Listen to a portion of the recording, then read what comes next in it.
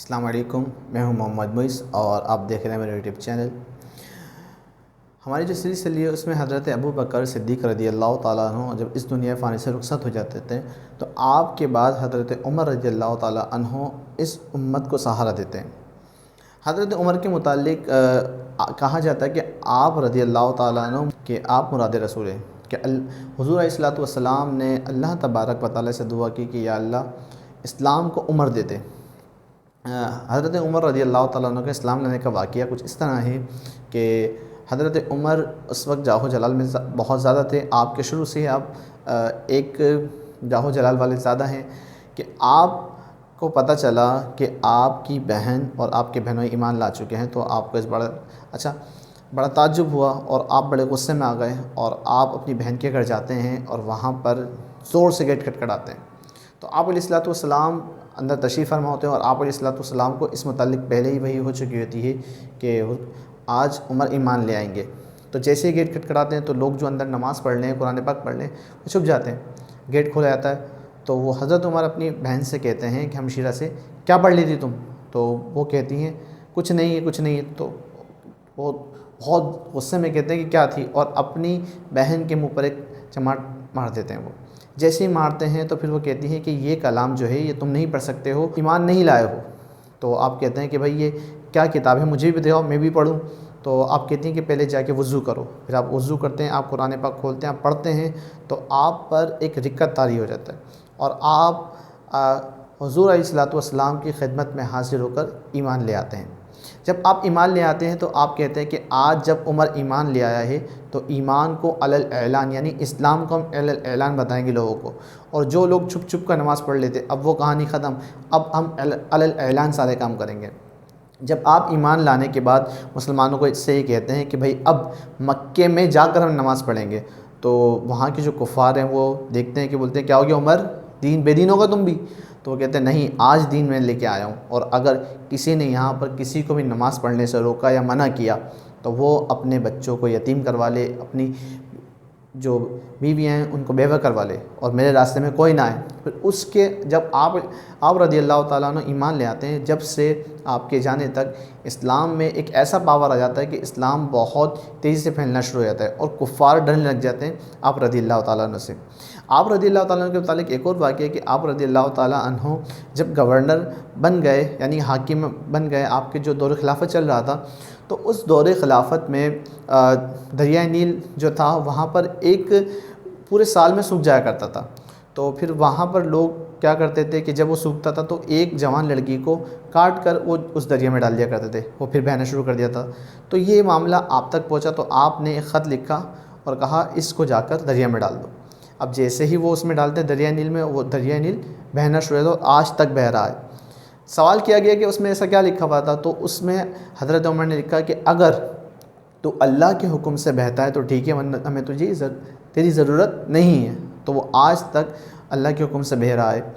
حضرت عمر کے متعلق ایک واقعہ اور ہے، آپ شریعت کے معاملے میں بڑے سخت تھے، آپ نے جو حکم دے دیا وہ حکم ہے۔ ایک مرتبہ آپ کے بیٹے سے کوئی غلطی سرزد ہو گئی تو لوگ کہنے لگے بھائی یہ تو امیر المؤمنین کا بیٹا ہے، اس کو سزا نہیں دی جائے گی۔ تو آپ نے کہا اس کو بلاؤ، اس سے غلطی ہوئی ہے اس کو بلاؤ، جبکہ آپ کے بیٹے نے اس غلطی کے لیے اللہ تبارک و تعالیٰ سے ہی معافی مانگ لی تھی اور بہت گریزاری کی اور سارے معاملات ہو چکے تھے۔ تو پھر جب حضرت عمر رضی اللہ تعالیٰ نے اپنے بیٹے کو بلاتے ہیں اور کہا جاتا ہے کہ اس کو 80 کوڑے مارو، تو اب باپ کے سامنے بیٹے کو 80 کوڑے مارنے، آپ کے بیٹے کو جب 60 کوڑے مارے جاتے ہیں تو آپ کا بیٹا اس دنیا فانی سے رخصت ہو جاتے ہیں۔ آپ باپ کے سامنے بیٹے کو کوڑے پڑے اور وہ اس دنیا فانی سے رخصت ہو گئے۔ اب جب آپ کو دفنا دیا گیا تو پھر آپ رضی اللہ تعالیٰ عنہ کو کی شریعت پر اتنے پابند تھے کہ آپ نے کہا 60 کوڑے ہوتے، 20 کوڑے باقی ہیں، اب قبر پہ مارو۔ جب قبر پہ مارے جاتے ہیں تو آپ رضی اللہ تعالیٰ عنہ کے آنکھ سے آنسو آ رہے ہوتے ہیں۔ اگلے دن ایک صحابی رسول آپ کو بتاتے ہیں کہ میں نے کل رات خواب دیکھا کہ جس میں حضور علیہ الصلوۃ والسلام کو میں نے خواب میں دیکھا۔ آپ علیہ الصلوۃ والسلام نے کہا کہ عمر کو جا کے بتا دو کہ اس کا بیٹا جنتی ہے، اور اللہ تبارک و تعالیٰ نے اس کی بخشش و مغفرت فرما دی ہے، اور عمر تمہارا یہ انصاف کرنا بھی ہمیں پسند آیا۔ ایک مرتبہ ذکر ہے کہ حضرت عمر رضی اللہ تعالیٰ عنہ جب گشت پہ نکلتے تھے تو ایک شخص سامنے سے آ رہا تھا اور اس کے ہاتھ میں شراب تھی۔ حضرت عمر کے بارے میں لوگوں کو پتہ ہے کہ آپ بہت جاہ و جلال والے ہیں، اب حضرت عمر سامنے سے آ رہے ہیں اور یہ جا رہا ہے، اب اس کے ہاتھ میں شراب اس نے دیکھا حضرت عمر ہے، اس نے اللہ تبارک و تعالیٰ سے دعا کی یا اللہ پاک آج بچا لے، پھر میں دوبارہ کبھی شراب نہیں ہوں گا۔ اب یہ کب کپا رہے ہیں، حضرت عمر اس کے قریب آ رہے ہیں۔ جیسے ہی حضرت عمر اس کے قریب آتے ہیں تو حضرت عمر سے سوال کرتے ہیں گرجدان میں کیا ہے یہ؟ تو وہ کہتا ہے کچھ نہیں حضور، سرکہ ہے یہ۔ آپ حضرت عمر جیسے ہی اس سے بوتل لے کے سونگھتے ہیں تو اللہ تبارک و تعالیٰ کی قدرت سے وہ شراب سرکے میں بدل جاتی ہے، اور آپ رضی اللہ تعالیٰ اس کو چھوڑ دیتے ہیں، اور پھر وہ اس دن سے توبہ کر لیتا ہے اور مرتے دم تک وہ شراب نہیں پیتا۔ حضرت عمر رضی اللہ تعالیٰ عنہ کی جو دور خلافت رہا اس میں کہا جاتا ہے 24 لاکھ مربع میل تک آپ کی حکومت رہی۔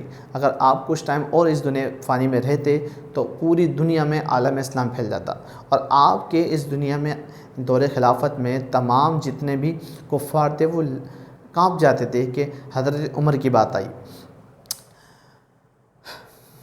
حضرت عمر کی شہادت کا ایک واقعہ ہے کہ حضرت عمر کی عادت تھی کہ آپ جب نماز فجر کے لیے جاتے تو سب کو اٹھاتے ہوئے جاتے۔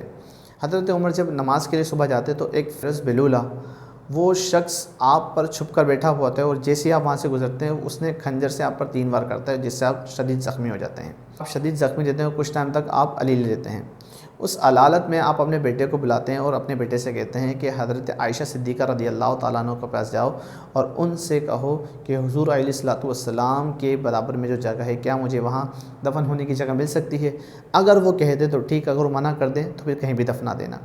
حضرت عائشہ صدیقہ رضی اللہ تعالیٰ عنہ کے پاس جب آپ کے صاحبزادے جاتے ہیں اور اس طرح کے معاملات بتاتے ہیں تو حضرت عائشہ صدیقہ رضی اللہ تعالیٰ عنہ کہتی ہیں کہ کوئی اپنی جگہ کیسے دے سکتا ہے، لیکن عمر تم نے جو معاملات کیے ہیں وہ بہت ہی اعلیٰ ہیں، تو اس وجہ سے تم میری جگہ لے لو۔ تو حضرت عمر رضی اللہ تعالیٰ عنہ کو حضور علیہ الصلوۃ والسلام کے برابر میں دفن کر دیا جاتا ہے۔ حضرت عمر جب اس دنیا فانی سے رخصت ہو جاتے ہیں تو مفسرین نے لکھا ہے کہ جنات بھی اس بات پر نہا کرتے تھے کہ حضرت عمر اس دنیا فانی سے رخصت ہو گئے۔ حضرت عمر کے بعد جو ہیں حضرت عثمان غنی رضی اللہ تعالیٰ عنہ نے دور خلافت سنبھالی، اور ان کے متعلق کیا ہوا کیا نہیں ہے وہ ہم اگلی ویڈیو میں سمجھیں گے۔